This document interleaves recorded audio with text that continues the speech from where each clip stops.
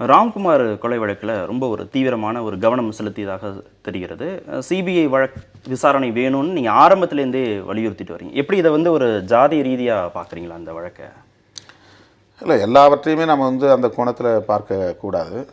நான் பேசுகிறேன் என்பதனாலேயே அதை அந்த பார்வையிலேயே பார்ப்பது இங்கு வாடிக்கையாகிவிட்டது. சுவாதி கொலை செய்யப்பட்ட போது கூட நான் சிபிஐ விசாரணை தான் கேட்டேன். அதில் எனக்கு எந்த சாதிய பார்வையும் கிடையாது. உடனடியாக அவருடைய பெற்றோரை பார்த்து ஆறுதல் சொன்னேன். அந்த குடும்பத்திற்கு இழப்பீடு வழங்க வேண்டும் என்று சொன்னேன்.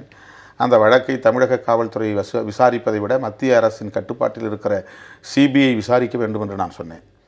சிபிஐ விசாரிக்க வேண்டும் என்று சொன்னவுடன் பாரதிய ஜனதா கட்சியை சார்ந்தவர்கள் வரவேற்றிருக்க வேண்டும். தமிழ்நாடு காவல்துறையின் மீது நம்பிக்கை இல்லாமல் மத்திய அரசாங்கத்தின் கட்டுப்பாட்டில் இருக்கிற மைய புலனாய்வு துறையின் மீது நம்பிக்கை வைத்து திருமாவளவன் இந்த கோரிக்கை வைக்கிறார், எனவே இதை நாங்கள் வரவேற்கிறோம் என்று வரவேற்றிருக்க வேண்டும். ஏனோ தெரியவில்லை, பாரதிய ஜனதா கட்சியை சார்ந்த பல முன்னணி பொறுப்பாளர்கள் அதை கடுமையாக எதிர்த்தார்கள். தமிழ்நாடு காவல்துறை தான் விசாரிக்க வேண்டும், எங்கள் கட்டுப்பாட்டில் இருக்கிற மைய புலனாய்வுத்துறை விசாரிக்கக்கூடாது என்கிற பொருளில் அவர்கள் பேசியது எனக்கு வினோதமாக இருந்தது. நீங்கள் இவ்வளவு விமர்சனம் வைக்கிறீங்க, ஆனால் நீதிமன்றம் தமிழக காவல்துறை இந்த வழக்கை சரியாக விசாரிச்சிருக்கு அப்படின்னு பாராட்டு தெரிவிக்குது சென்னை உயர்நீதிமன்றம். அது நான் முழுமையாக சொன்னால் தான் அது தெரியும். இப்போ உயர்நீதிமன்றத்தின் மீதே எங்களுக்கு ஒரு அதிர்ச்சியான தீர்ப்பை தான் அவங்க வழங்கியிருக்கிறாங்க. இப்போ நாங்கள் என்ன கேட்குறேன்னா, ப்ராசிக்யூஷன்னா என்ன? பாதிக்கப்பட்டவர்களுக்காக வாதாடக்கூடிய ஒரு நிலை. எங்கே குற்ற வழக்குகள் நடந்தாலும், அது கொலையாக இருந்தாலும் கொள்ளையாக இருந்தாலும், காக்னைசபிள் அஃபென்சஸ், கிரிமினல் அஃபென்சஸ், அதில் பார்ட்டி யாருன்னா விக்டிம் சைடில் கவர்மெண்ட் தான் நிற்கணும். பாதிக்கப்பட்டவனுக்காக நின்று வாதாடுவது அரசு. இப்போ இந்த இடத்துல பாதிக்கப்பட்டது யார்? ராம்குமார் இறந்து போயிருக்கிறார். அது தற்கொலையா கொலையா, அதாவது சூசைடா ஹூமிசைடாங்கிறதான் கேள்வி.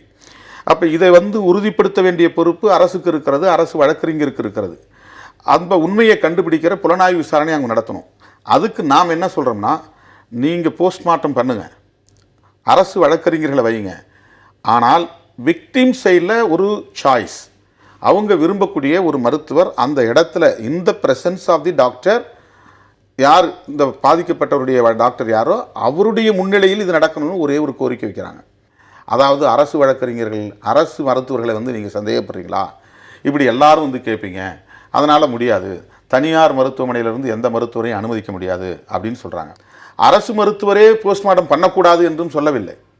அரசு மருத்துவர் செய்யட்டும், எங்கள் விருப்பத்திற்கு ஏற்ப நாங்கள் சொல்லுகிற ஒரு மருத்துவரும் அங்கே இடம்பெறட்டும், அவர் பார்த்துக்கிட்டு இருக்கட்டும். இந்த ஒரு சிம்பிள் டிமாண்ட், இது சாதாரண ஒரு கோரிக்கையை ஏற்றுக்கொள்வதில் அரசுக்கு என்ன தயக்கம் இருக்கிறது? அப்போ இவங்க யார் சைடு?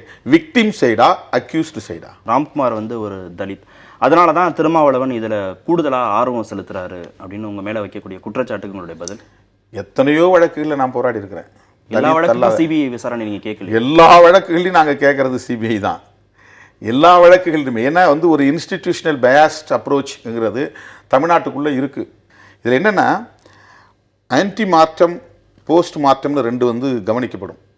ஆனால் பெரிமார்ட்டம் அப்படிங்கிறது யாராலையும் கவனிக்கப்படாது. இது ஒரு டெக்னிக்கல் விஷயம். இப்போ எலக்ட்ராக்யூஷன் சொல்கிறாங்க, தனக்குத்தானே மின்கம்பியை அவன் கடிச்சிட்டான், மின்சாரத்தை உடலுக்குள்ளே செலுத்திக்கிட்டான் அப்படின்னு சொல்கிறாங்க.